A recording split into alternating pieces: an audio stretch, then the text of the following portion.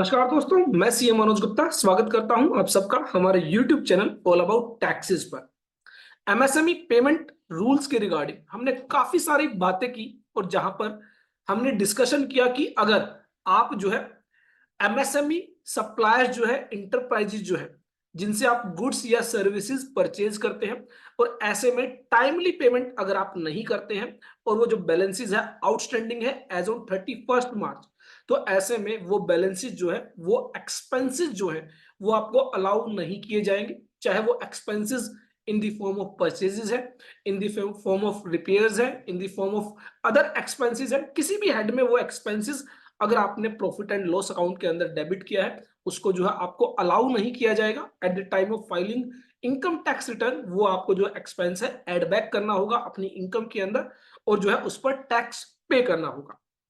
अब यहां पर एक डिस्कशन आया कि जो balances during the year he square of कर दिए गए, ड्यूरिंग द ईयर ही जिनको पे ऑफ कर दिया गया, ऐसे में उस पर जो यह प्रोविजन है basically section 43B close H का जो प्रोविजन है वो एप्लीकेबल नहीं होगा। लेकिन ठीक है 43B क्लोज एच एप्लीकेबल नहीं होगा, लेकिन इस सिचुएशन में भी हो सकता है कुछ एक्सपेंसेस ऐसे जिनको अलाउ नहीं किया जाएगा। जी हां, ये बात आपको ध्यान रखनी है कि 43B क्लोज एच सिर्फ आउटस्टैंडिंग बैलेंसेस की बात करता है, लेकिन अगर आपने कोई परचेज गुड्स की है या फिर सर्विसेज की है ड्यूरिंग द ईयर की और उसका जो अमाउंट है वो आपने पे भी कर दिया, उसके बावजूद भी जो है सर्टेन एक्सपेंस जो है वो आपको अलाउ नहीं किया जाएगा। क्या वो एक्सपेंस है उसको हम डिटेल में डिस्कस करेंगे। अगर हम बात करें एमएसएमई एक्ट की, बेसिकली एमएसएमई डेवलपमेंट एक्ट 2006, जिसके अंदर जो सेक्शन 16 है वो बात करता है अगर किसी भी माइक्रो स्मॉल इंटरप्राइजेस की पेमेंट अगर डिले की जाएगी तो ऐसे में जो बायर होगा उसे इंटरेस्ट पे करना होगा। जितना डिले पीरियड होगा उस पीरियड के लिए इंटरेस्ट पे किया जाएगा। और सबसे बड़ी बात, जो reserve bank of India RBI के द्वारा जो बैंक रेट्स नोटिफाइड की गई है उसका 3 टाइम्स 3 गुना इंटरेस्ट पे करना होगा। फॉर एग्जाम्पल आरबीआई ने मान लीजिए 6% of rate of interest notify किया है, तो ऐसे में 3 टाइम्स 18% जो है 18% जो है वो आपको इंटरेस्ट पे करना होगा बायर को। तो बायर जो है यहां पर जिस माइक्रो स्मॉल इंटरप्राइजेस से उसने गुड्स या सर्विसेज परचेज की है उसको वो इंटरेस्ट पे करेगा।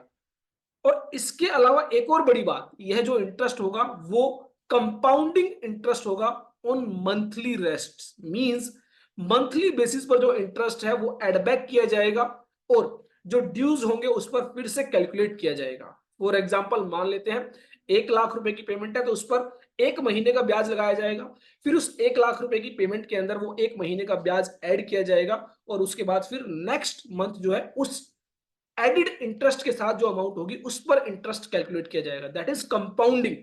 और यह जो मंथली रेस्ट के साथ है तो इसका मतलब आप सोच के देखिए कि अगर आपने साल भर पेमेंट नहीं की तो अपने आप में एक बहुत बड़ी अमाउंट जो है in the form of interest आपको पे करनी होगी।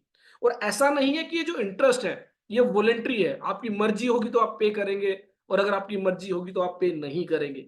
यहां पर कहा गया है कि ये बायर को पे करना ही होगा, it is a statutory requirement.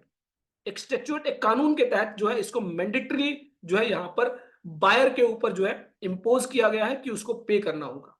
और अब सबसे बड़ी बात कि 3 टाइम्स इंटरेस्ट पे करने के बाद मंथली रेस्ट के साथ इंटरेस्ट पे करने के बाद ये जो इंटरेस्ट एक्सपेंस है ये उसको एज एन एक्सपेंस अलाउ नहीं किया जाएगा।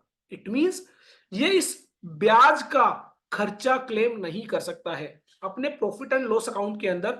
जब इस इंटरेस्ट एक्सपेंस को वो डेबिट करेगा तो at the time of filing income tax return ये जो इंटरेस्ट है जो उसने माइक्रो स्मॉल इंटरप्राइजेस को पे किया है ड्यू टू डिले पेमेंट ये उसको अलाउ नहीं होगा, ये उसकी इनकम में एड बैक कर दिया जाएगा।